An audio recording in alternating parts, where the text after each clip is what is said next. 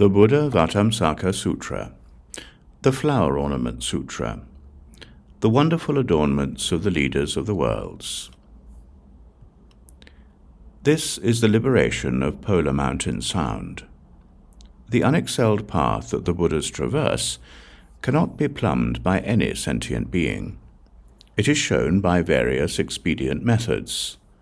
Pure eye, clearly observing, can comprehend them all.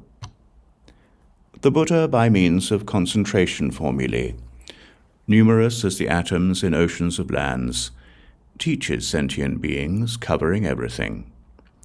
Universal illumination can enter this.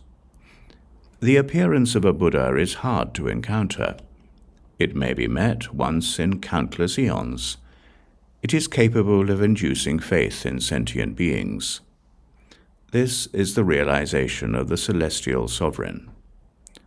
The Buddha explains that the nature of things is natureless, profound, far-reaching. It is inconceivable. He causes all beings to engender pure faith.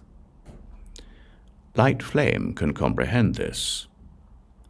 The Buddhas of all times are replete with virtue. They teach sentient beings inconceivably. Contemplating this produces joy. Enjoyer of truth can teach in this way. Sentient beings are sunk in the ocean of afflictions.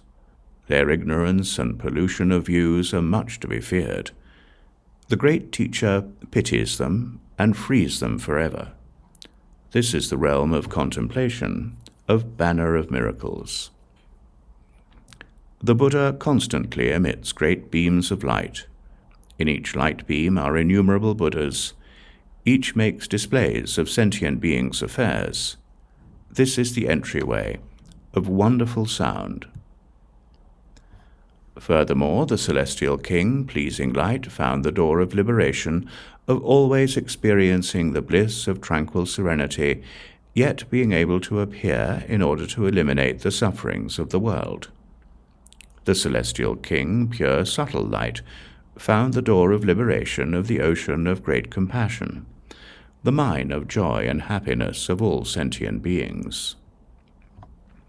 The celestial king's sound of freedom found the door of liberation, manifesting in a single instant the power of virtue of all sentient beings of boundless eons.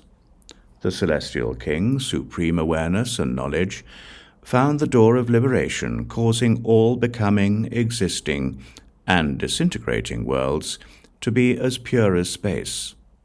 The celestial king, delightful, pure, subtle sound, found the door of liberation, of joyfully believing and accepting the teachings of all sages.